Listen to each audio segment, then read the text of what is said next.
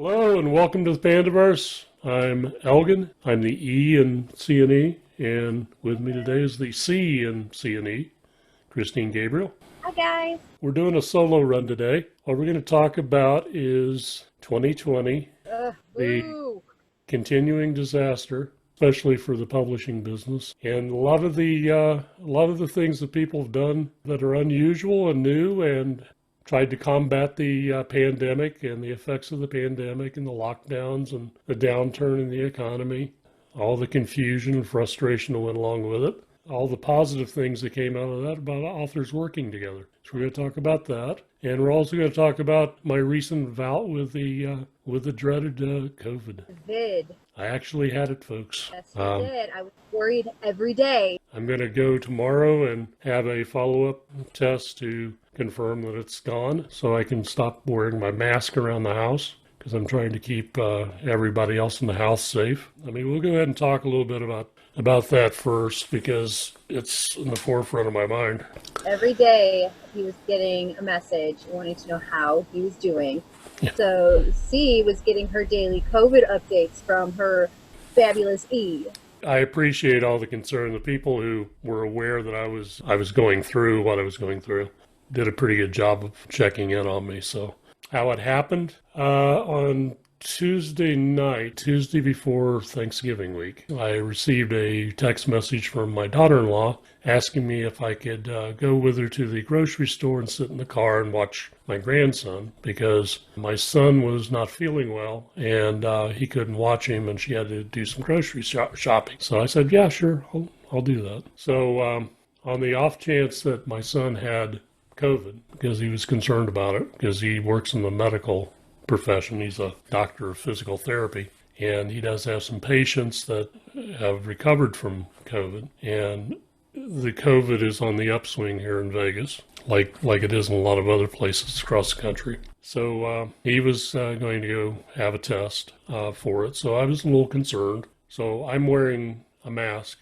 in the car, taking care of my grandson. Now you've got to figure at this point, if my son actually has COVID, my grandson and my daughter-in-law have been exposed. So I'm riding in a car with two people who have been exposed. I know that now after the fact. I didn't wear a mask the whole time I was in the car, but when she wasn't there, I wasn't wearing a mask. That's probably how I got exposed to it. So as a warning to everybody, number one, probably the worst environment to be in when you're exposed to somebody with COVID is in a vehicle. It's a very enclosed space. You're breathing the same air. Number two, if the person who was exposed to COVID doesn't know it or they weren't sure and they're not wearing a mask and you are wearing a mask, it really doesn't matter. You'll probably get it. Your odds of getting it have probably close to doubled if the other person's not wearing a mask. So for everybody wondering why you wear a mask, even though you have no symptoms, COVID affects people differently. You know, there's a lot of theories out there about it's selective according to blood type, it's selective according to this, that, and the other. What we do know is it affects older people a lot more than it affects younger people. It affects people with comorbidities. It affects people with pre-existing health conditions. If you have a lot of different health problems, it's going to affect you a lot harder than somebody who's reasonably healthy. Now, I do have some health issues. I had open heart surgery back in 1995. I'm reasonably healthy other than that. I see a doctor for that regularly. I've lost a lot of weight in the past year, so I'm not as obese as I used to be. My blood pressure's under control. My heart rate's good. It's normal. I don't think I'm a huge target for the virus. Having said that, I had symptoms for about 4 or 5 days. The symptoms I had was a little bit of nasal congestion, but not, total blockage. I had a cough for a few days, like a couple of days. I still got an intermittent cough. It comes and goes, but I kind of have an intermittent cough anyway. So it's kind of hard to track that down. My fever spiked at 99.3, so it wasn't really a high temperature. My son said his fever spiked around 100. My son has the same blood type that I did. And my grandson had a slight fever for a day or two. My daughter-in-law had more severe symptoms than my son and more severe symptoms than me. My symptoms I would term mild. Mine are kind of somewhere in between a cold and a flu. I had chills for like an afternoon, slight loss in sense of smell and taste. My daughter-in-law lost her sense of smell and taste for several days. She's just now getting it back. She had more flu-like symptoms, and it lingered for her for several days. You know, the bottom line on all this is that if you can avoid a situation where you're in contact with somebody who knows that they have it, you should. Now, having said that, even people who have been in contact with somebody who's been exposed may not know it. I mean, it's as simple as that. My son didn't know that he was ever exposed to anybody, but he's in contact with the public. So if you're in contact with the public, you kind of have to assume that you may be a risk for carrying the disease. Even if you're not showing any symptoms, you can expose other people to the disease. It's serious for the people who may come down with it and have very severe reaction to it, you know, including going into, you know, pneumonia and some serious problems. My heart rate didn't increase dramatically. My son's did. My heart rate never got up above 70 during the whole time. 70 beats per minute, and normally it's around 65. My blood pressure was fine the whole time. But those are some indications that you have some problems when your heart rate spikes, when your temperature goes up dramatically. Those are things, those are concerns. So, not a medical expert, so don't take this as medical advice or anything. I'm just telling you my experiences, you know, my own personal feelings about it. If you have a problem wearing masks in public, you know, I can't tell you that wearing a mask helped me not get it, because I obviously got it. But I think if the other people had been infected, had been wearing masks, I might not have gotten it. That's my entire point. And you don't know yourself. And you don't know if somebody's going to have a bad reaction to it. You know, you don't know these people's health risks. So sometimes they don't know their own health risks. Right. Be cognizant of other people and their situations, and, you know, let's try to get through this thing. They say they have an immunization coming. Don't know when we're going to be able to get it out widespread to people, probably sometime in the spring is what I'm hearing. But if you've had COVID, you're probably safe for about 3 or 4 months is what I'm hearing, about not contracting it again. But you're probably going to have to take the immunization to protect yourself. And then I don't know how long the immunization lasts either. Maybe it's another 3 or 4 months. We have to get it under control and reduce the risk and reduce the paranoia and try to get back to a state of normalcy. But I kind of think we're probably going to be looking at dealing with this for some time. Yeah, I think it's really changed just the dynamics of our entire world. You know,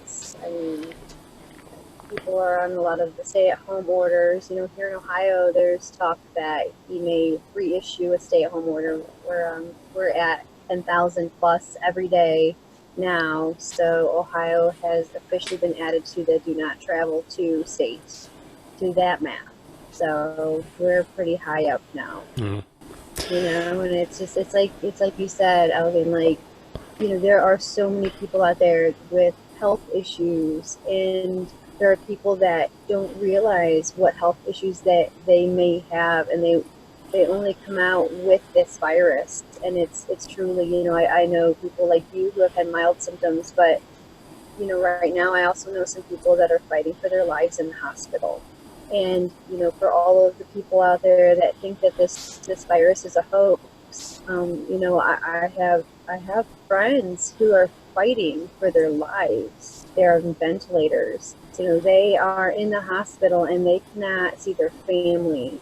They can talk to their family through an iPad, and that is it. And if, you know, and you know, pray for them that they're going to get better, but their families are just going through such turmoil, not being able to be with their loved ones or even say goodbye. So I think, you know, the right thing to do is, you know, even if you hate the mask, wear the mask, because you might save somebody else's life.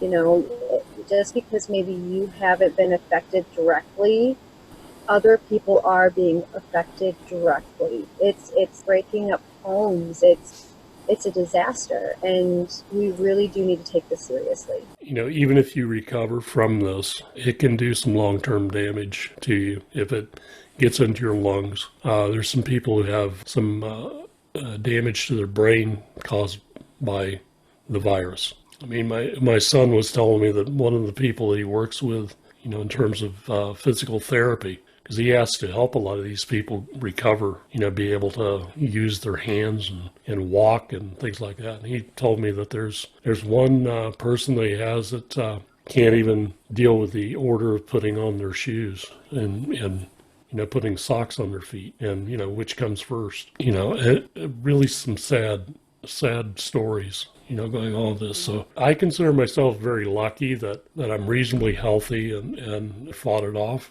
The other thing is too, we're going into flu season, and that's a double whammy. I mean, you can get the flu and you can get COVID at the same time. At the same time. That's no. No. So No, thank you. I think one of the positive things is that if you're wearing a mask and everybody else is wearing a mask, the likelihood of catching the flu this season is going to be diminished. So we might have a mild flu season because of it. Get your flu shot. I'm skeptical as to whether flu shots do a lot of good, because they're kind of like blindfolded throwing a dart at a target, to see if they can hit it. But sometimes it lessens the severity of the flu if you do get it. You're giving yourself the best chance of fighting it. So that's what I'm saying. And for those of you, who have a medical condition and you say that you cannot wear a mask, you should probably stay home. Or get one of those clear plastic face shields. Yeah, I work in retail, and I cannot tell you how many people have come into my place of employment without a mask. And it is state mandated that we have to wear masks in public. Unfortunately, DeWine has a team of people that are fining and doing temporary business closures. They walk into a business and the patrons do not wear masks. So if someone comes into the store and they claim they have a medical condition, that does not mean that you are exempt from wearing a mask. It means that you should take advantage of curbside carry out, or you should stay home, which is probably the better of the options. That way you stay safe and you stay healthy and you can stay alive. You don't really need an Xbox 360 game, or you don't really need that tube of lipstick that bad. Life is more precious. My own personal opinion is, I hate wearing masks. It rubs against my nose. I have a mask that has like a retainer clip in the back of it, and the plastic on that rubs against my nose, and it's annoying, especially if you wear it for an extended period of time. I used to work retail for years. I couldn't imagine wearing that thing all day. A couple of weeks ago now, I was over at the VA hospital all day, and you have to wear a mask to even get in the place. I think if you're going to a hospital or medical facility, you're stupid not to wear a mask, because people go there because they're sick. Wearing the mask in public is a requirement to go into that building. It's a requirement to go into a grocery store, any store here, any enclosed public area. If you don't want to obey those rules, you're free to not go into that place of business. But the business has rules and guidelines that they have to follow. They're being mandated by the city, the county, the state. It's not fair. It's not an option for you. So your option is, okay, I'm not going to go in there, or I'm going to go in there and wear a mask, or I'm going to go back home and I'm going to order it online. Whatever it was that you needed. That's the best advice that I can give you. If you have a problem wearing a mask, then by all means, don't wear a mask. Stay home. Right. Stay home. But don't put somebody else's livelihood and health jeopardy because you want to spend 5 minutes looking at a movie. Yeah. That's not fair to those employees that work in that place of business, and that's not unfair to that's very unfair to the other people that may be shopping and doing the right thing. Yeah, you're being very selfish. So, a lighter subject. Let's move on. Let's talk about the positive things that have come in 2020 from people, creative people, figuring out ways to work around this. One of the things, C and I talked about doing this show, starting this channel for years. I mean, we started talking about this well before the technology for it existed. Okay. Yeah. And we kind of had to wait for the technology to catch up with our wild ideas, which is not the first time that's happened. But I think 2013, we started talking about doing something like this. Yeah. And we thought about, using Skype, which existed back then. Skype was not really capable of doing it. Right. Google. The big thing was finding a way to do the screen capture. Pretty much at that time, we almost had to be in the same room, or we would have to film separate clips and then stitch them together, edit it together. So it was a cumbersome way of doing it, and we decided, it wasn't worth that. Although we did toy around with the idea. I mean, C's got a green room in her house. Ew. So she's not using it, but she does. She does have a room. And when I was up there a couple of years ago, we kind of set it all up and we tried to use it, and it kind of sort of worked. But so it just happened that the convergence of the reason for doing this and everything just kind of fell together. We wanted to give our, the authors that we work with every day, our friends, we wanted to give them an opportunity to get out in the public, present themselves and their books and, have a nice conversation. And, we thought about doing this. So we assembled a group of people. You can go back in our archives on YouTube and find that video. It was a primitive first attempt at doing what we wanted to do. And the screen sort of looks like the Brady Bunch.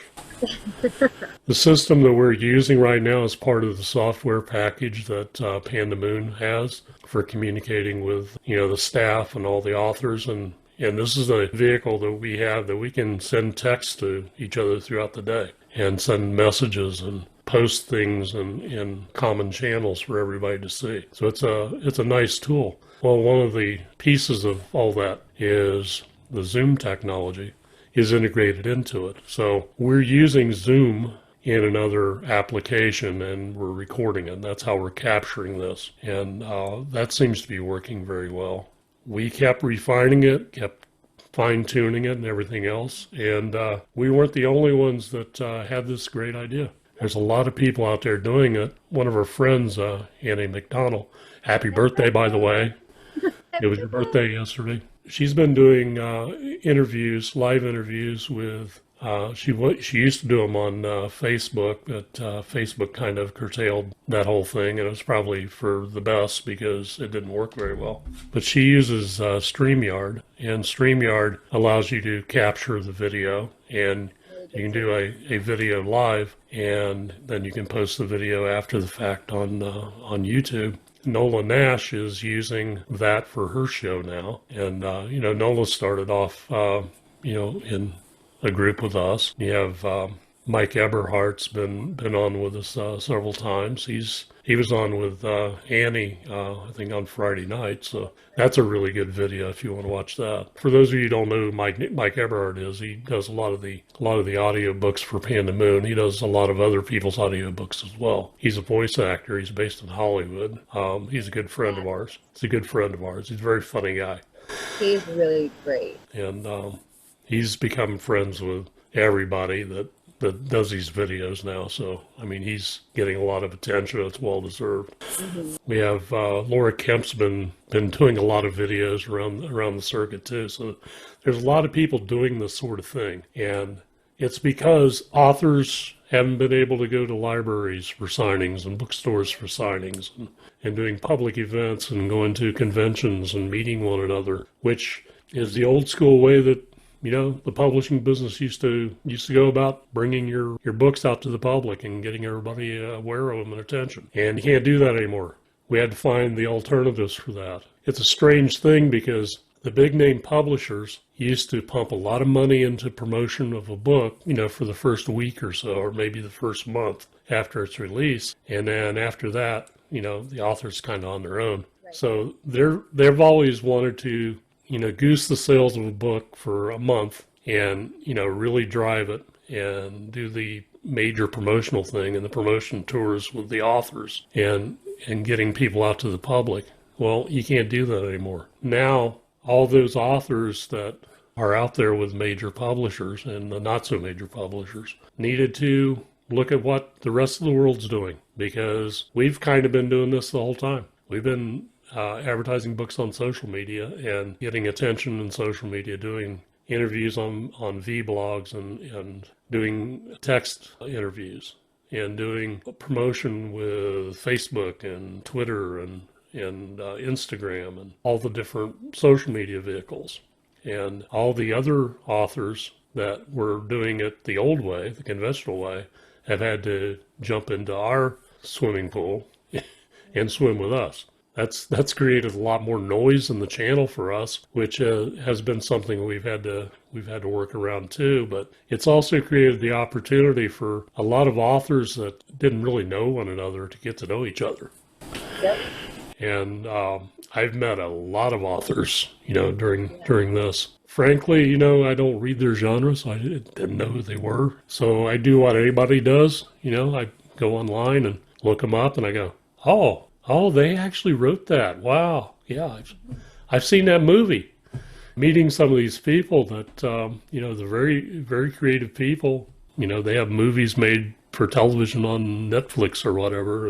And then you find out that what you would normally assume, they're normal people. If any writer can actually be called normal, they're real people. They also are real nice people, and they like to help other authors. Other authors like to help them get the word out. So what you've seen happen is, we always knew that the author community was really good about helping one another, but we didn't really realize the extent of that. I haven't met any author during this, regardless of where they are in the public pecking order, who hasn't been really cooperative and really helpful. I mean, Nola can tell you this too. I mean, she's booking people out to next summer on her live stream. And she normally does, 2 or 3 authors at a time. If you haven't seen Nola Nash's show. So much fun. It's called the Nola's Second Line, and it's very funny. It's like a talk show. I mean, really. Yeah, and it is. And the authors are doing kind of like silly games and things like that to kind of loosen that up. But you really get to meet the real people. It's not really an interview format. I mean, we kind of do an interview format on our shows. We'll start off with having a clip, a book reading, and then we'll discuss the book a little bit, and then we start having a conversation with the person. And we go off on some wild tangents, and a lot of times I cut that out in editing. But it's number one that a lot of the ramblings that we do, I'll go off on a tangent. It has nothing to do with the author. I'll edit that stuff out because we're here to promote the author that we're interviewing. Some of the things that we go off on tangents on are pretty funny in themselves. I mean, getting to know these people as people is a lot of fun. And I think the readers out there, they want to know this aspect of the authors that they're reading. All they see, is the picture on the back of the book, and they get a sense of what they write by reading the book, but they don't really get to see what we're about. They don't see that we're normal people with real lives, kids, just families, craziness. I mean, we're real, and it's kind of neat to be able to sit down and see, your favorite author and see what kind of person they are, see how quirky they can be instead of, maybe they write serious books, but in real life they're really funny. You get to see that side of them. It's fantastic.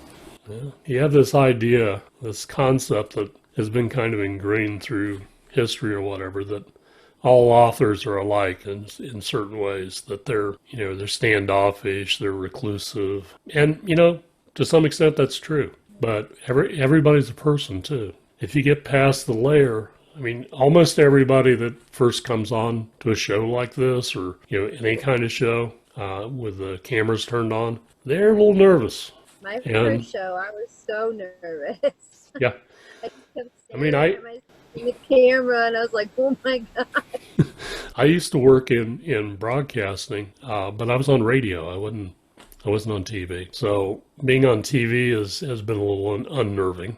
And then getting back into it, because it's been years since I've done any of that. It's hard to get your mindset around that That whole idea that you're turned on and the camera's on and it's rolling and you gotta do something entertaining. I mean, it's nice that we're not doing this live, that I can actually go back and edit out the parts that suck. It makes things interesting, and I try to go back and fix things that went wrong for the guests that we have, like, editing out a lot of the ums and the ahs, but sometimes it makes the video skip a lot. You want it to be natural, but you don't want it to be distracting. So there's kind of a balance between the two when I'm editing stuff. If you watch our videos, you'll see like little cuts.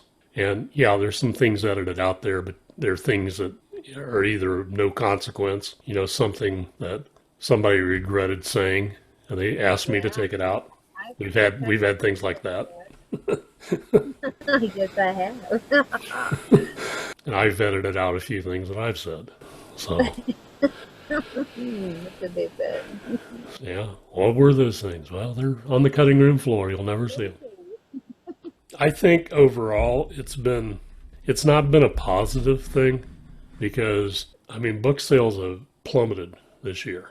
And they're now beginning to make a comeback. I mean, we've had some good book launches this fall, but during the summer, nobody was really releasing books, and everybody's book got pushed back. This is throughout the industry. It's not just Panda Moon. Everybody was experiencing it. Amazon killed us because they quit shipping print books. I mean, pretty much you couldn't get a print book out of them for a couple of months. Right. And then they were delaying the shipment because they were from a business point of view, maybe it made sense to them, even though their core business used to be books, but they're selling everything now. And they killed their food business. They were trying to, deliver food, and they kind of killed that business for a while for themselves too, because they're trying to deliver supplies to people, critical supplies that they need, like, medical thermometers and masks, clothing items, things like that to people. Toilet paper, yeah. Like, they were getting toilet paper out of China, seriously. And it was taking like a month and a half to get here. So, I mean, the world wasn't ready for it. And, everybody was in the same boat. We were all fighting the same problems. That really killed us because as far as Amazon was concerned, hey, people want to read a book, they can buy a Kindle from us and they can download the book and they can read it on a Kindle. That was their mentality. And, is that a bad mentality? No. I mean, for people who love print books, yeah, it's not really the option that they wanted, but I don't know if they've sold a lot of Kindles, but I know I've read a lot of books on Kindle that, a lot more than I normally do. I've had a Kindle for years. I've probably read more books on a Kindle this year than ever. So, I mean, that was a positive for Amazon maybe, but I've got Amazon Prime, so I can read books for free and things like that. But I don't do that. If I'm going to read a book for somebody, sometimes they'll send me their ARC, and I'll read it that way. Or I'll download the book. I'll buy it. Yeah. I mean, Kindle books aren't all that expensive, and it's supporting the author in a small way. The biggest thing I can tell you, if the readers that are watching this, the biggest thing that authors need for your support is to leave reviews. Please. Yeah, I know, somebody I was listening to yesterday on Annie's live stream, they were saying that, they understand that readers consider writing a review like doing a book report, and nobody liked doing those in high school. The difference is that, you don't have to write 3 paragraphs. Right. Just you could just say, just tell somebody, hey, I love this book. It was entertaining. It held my attention, from start to finish. I mean, that's all somebody wants to know. Is it a good book? Is it worth me investing my time and money in, this book? And that's all somebody's looking for advice. You don't have to. Now, if you have time and you're a good writer or whatever, by all means, write a review. Write a full-blown review. Post it on your blog, put it on Goodreads for the author and put it on Amazon. But you're helping other readers decide what their next book is to read. And if you like the book, then share that. Hey, I like this book. I recommend it. That's really all you need to say. If nothing else, just give it a rating. Give it a 4-star, 5-star rating. And, if you liked it, you'll see a book that's, New York Times bestseller, runaway bestseller. It's got 1-star reviews on Amazon. How does that happen? One of my very first book views was a 1 star, and it was from the book. Like literally came out, and the person just left 1 star. I don't. They it was not even a verified purchase. It was just a Yeah. somebody who was And trolling Instagram. Amazon won't remove those. They will not remove them, and that person never even read that book. Yeah. So there are people that, I don't like books with vampires in them, and they haven't even read the book. In Christine's book, spoiler alert, there is a vampire in her books. Her book is not about vampires, though. No. The vampire in Christine's book is funny. He's a snarky vampire. Oh, He's a snarky vampire. He's people's favorite characters. So his favorite character. I didn't even want to add him in there. There he is. yeah, she put him in there because somebody wanted her to write vampire book. I told him no. So And now he's the most popular character. So, and I used to hate books that are written in first person, and almost all the books that I write now are in first person. same.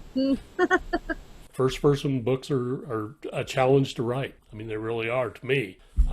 They're because you don't want every sentence to start with I Yeah, it's in a really, you book. gotta really, And that's really that's the hard part. But there's such intimacy in telling a book from the main character's point of view in first person that it engages the reader more immediately. So there's a balance that you have to create there. So it's tricky to write that and to write it well. And I think the reason why I didn't like first person books is because I read some books that weren't done well.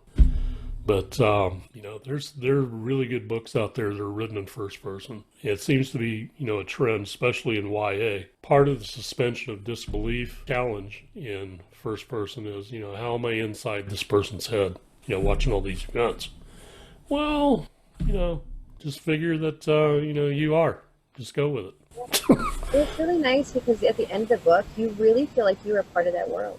Yeah, You feel like you're walking right next to those characters, and it's a really hard task to be able to pull yourself away from that world, yeah. Those people become your friends. from your friends. So, when one of the characters dies, you really take that to heart. It's amazing.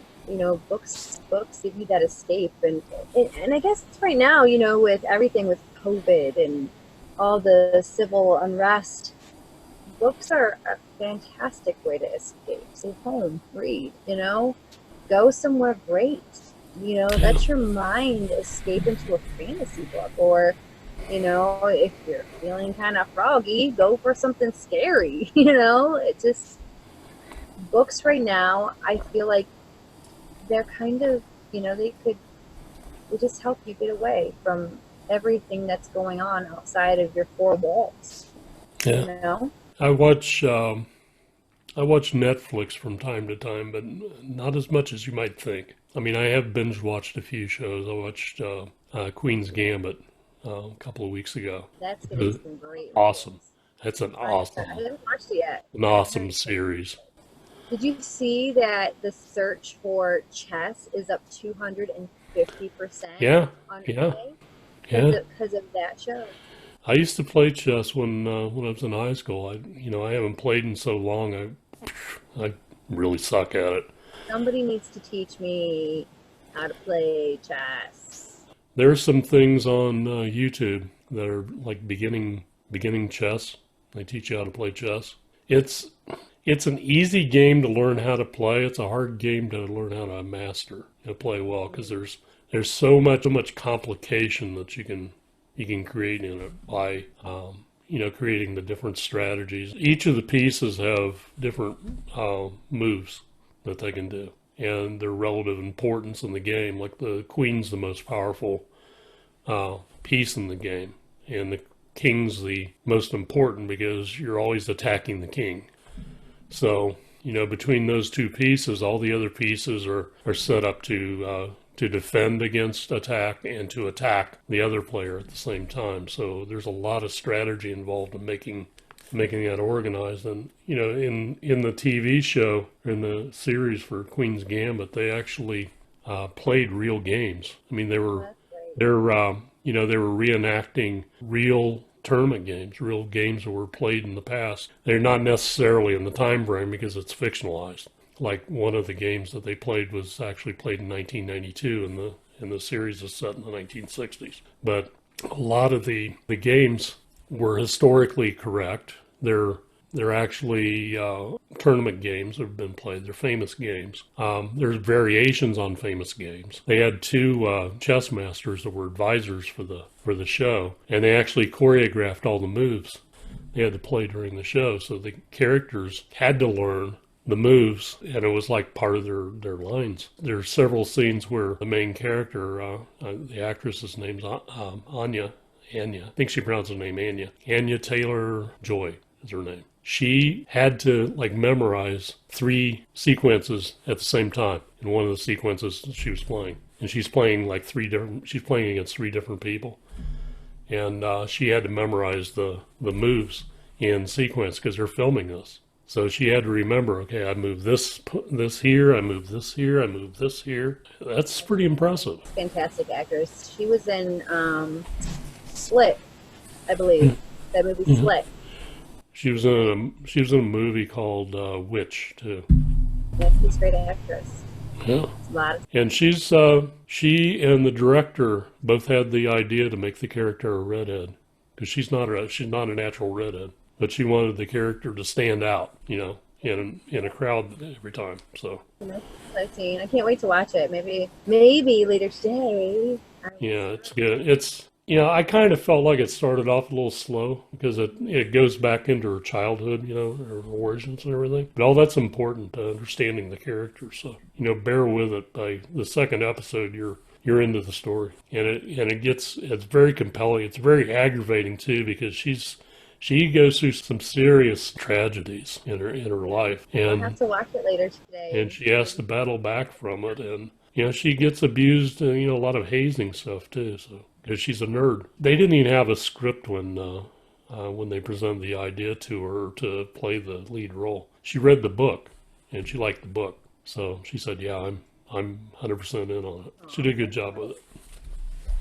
Well, guys, we Yeah. had a great talk today. Yeah, So it's kind of fun doing these open-ended yeah. chats. Mhm. All right, next week we're doing an interview with a new author that Panda Moon has signed, and his name is DC Palter, and he's got a really interesting book to tell us about. I heard what his book's about, and I said I got to read that. DC he's lived in Asia, so I'm sure we can talk a little bit about that. Check back with us next week for DC Palter.